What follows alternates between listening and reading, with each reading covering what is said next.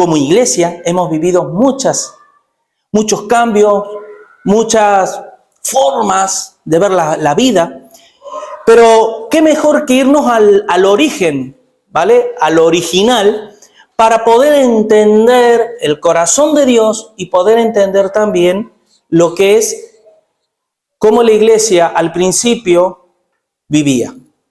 Amén. Así que aprender a vivir así. Si yo después de 30 años en el Evangelio, Dios me tiene que hacer pasar vuelta otra vez por necesidades, ¿saben por qué es? Porque no he aprendido la lección. Porque no me he dado cuenta que lo que yo tengo, si no honro a Dios con mis bienes, Dios da y Dios quita. Porque de Él son todas las cosas. Principio, ¿verdad? En Isaías, creo que fue Isaías, dice, ¿pero qué me vais a dar a mí? ¿Qué me vais a dar a mí si yo soy creador de todo? Pero como eso no lo entendemos, resulta que yo vivo para mí, para mi vientre, solo para mí. Y no me importa el alrededor, no me importa lo que la gente esté padeciendo. Y ese es el gran problema. Entonces dice, Julio no ha aprendido, ahora le tengo que hacer pasar por situaciones difíciles, de crisis, para que aprenda a poner sus ojos en mí y para que sepa tener misericordia de los que sufren y de los que padecen carencia. Es así. Entonces, cuando después de 30 años, hermanos, si Dios tiene que seguir trabajando en esa área conmigo, es porque la mayordomía, hay carencia en mi mayordomía. Carencias. Cada vez que se enseña la palabra desde un púlpito, se habla de todo el consejo de Dios. Pero si tú observas, siempre hay una finalidad. Y es, el fin de toda predicación, ¿sabes cuál es? Que tú y que yo vivamos la vida espiritual conforme al corazón de Dios. No hay otra. No hay otra. Y se puede hablar del Antiguo Testamento, podemos tomar como ejemplo Israel, los profetas, los sacerdotes del Antiguo Testamento, podemos hablar del Nuevo, de los Evangelios, pasearnos por toda la Biblia. Pero el fin es el mismo, que tú y que yo, en este peregrinaje que nosotros tenemos, que vivamos conforme a la voluntad de Dios. Es decir, si somos pueblo de Dios, evidentemente, ¿vale? Porque no todo el que me dice Señor, Señor, entrará en el reino de los cielos, sino el que hace la voluntad de mi Padre. Así que, ¿cómo nace la iglesia? ¿Qué dice Hechos 2:1 cuando dice, nació la iglesia? Y dice, y se oyó un viento recio que soplaba, en la cual llenó la casa, econome, cuidado de la casa, llenó la casa en la que estaban y dice que se repartieron lenguas como de fuego y fueron todos llenos del Espíritu Santo. Así que miren lo que dice el versículo 31. Claro, y a partir de ahí la iglesia empezó a ver toda la gloria y el poder de Dios. Pero también, para no leerlo, cuando tú lees todo el capítulo 3, el capítulo 4 de Hechos, aparte de eso, comenzaron a ver la boca del lobo, los dientes del lobo. ¿Por qué? Porque ahí ellos mismos empezaron a experimentar las consecuencias de vivir una vida consagrada a Dios. Que no es solamente la gloria de Dios, es también la persecución y la oposición del mundo. Entonces, ¿qué pasa? Si vemos rápidamente en el capítulo 4, Pedro y Juan ante el concilio, por la sanidad que habían hecho de un cojo que estaba en el templo y llevaba años enfermo, gracias al poder del Evangelio, esta persona es sanada. ¿Y qué hizo la institución religiosa del momento? Se alarmó y dijeron, tenemos que impedir que estos hombres hablen en nombre de Jesucristo. Lo tenemos que impedir. Entonces, ¿qué les vamos a hacer? Los vamos a amedrentar para que dejen de hablar en nombre de Jesucristo. Y ahí es cuando Pedro dice, lleno del Espíritu Santo, dice, lo vemos por ejemplo en el versículo 6, entonces Pedro, lleno del Espíritu Santo, les dijo, gobernantes del pueblo y ancianos de Israel. Y ahí les da una conferencia desde el cielo de la misma manera que la hizo en el día de Pentecostés. Escucha una cosa, hermanos. ¿Saben que esta es la clave? ¿Saben que este es el gran problema que tenemos la mayoría de las iglesias a nivel mundial? Somos iglesias que creemos en Dios. Somos iglesias que leemos la Biblia. Incluso estudiamos la Biblia. Somos iglesias, hermanos, que hacemos muchas cosas para Dios. y buenas además.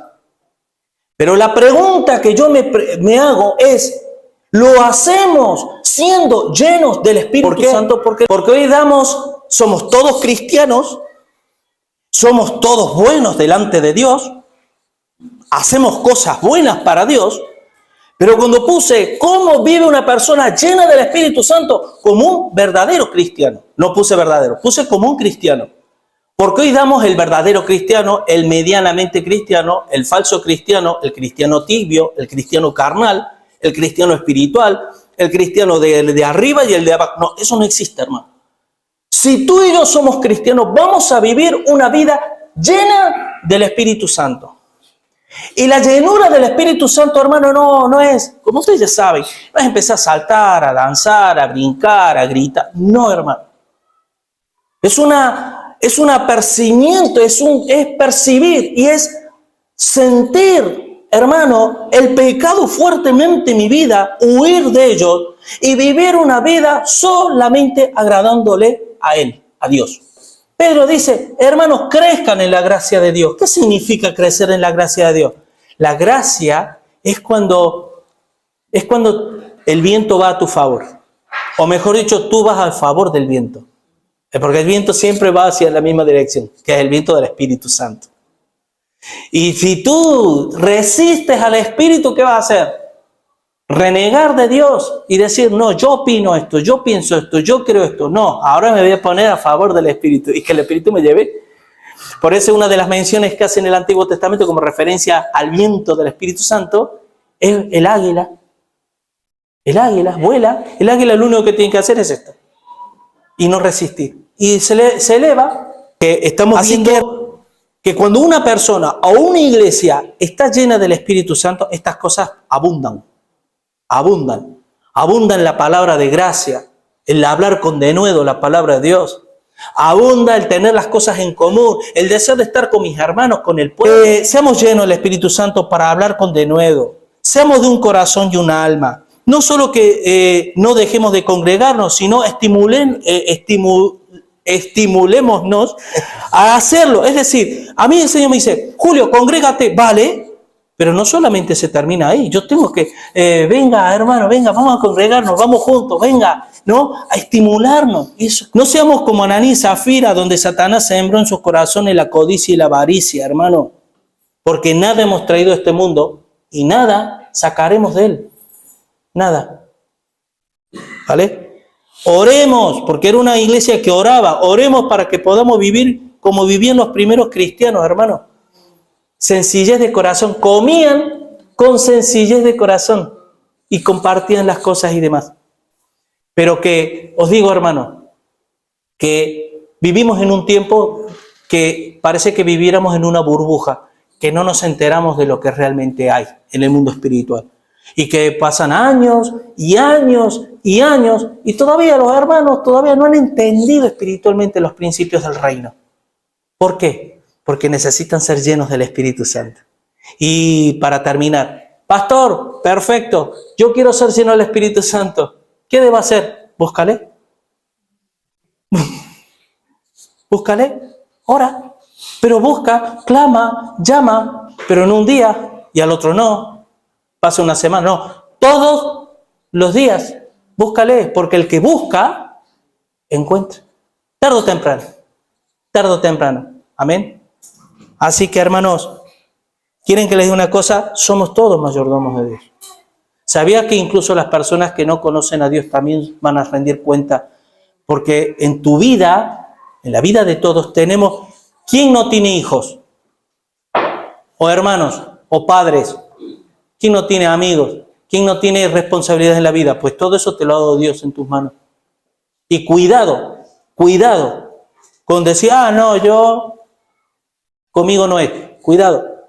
Porque si hay una cosa de la cual ningún ser humano va a poder decir en el día del juicio, o mejor dicho, todos vamos a pasar, es que todas las rodillas se van a doblar ante Dios y todo labio va a confesar el nombre de Dios. La pregunta, ¿sabes cuál es? ¿Qué confesará uno y qué confesarán otros? Yo quiero ser de los que confiesan, Señor, por fin estoy en tu presencia tanto tiempo, porque para mí el vivir era Cristo y el morir ganancia, Señor. Pero otro dirá, Señor, sí, es verdad, tú eras verdad. Ay, perdón, ya no habrá vuelta atrás, ¿vale? Pero sí confesarán el nombre de Dios. Amén.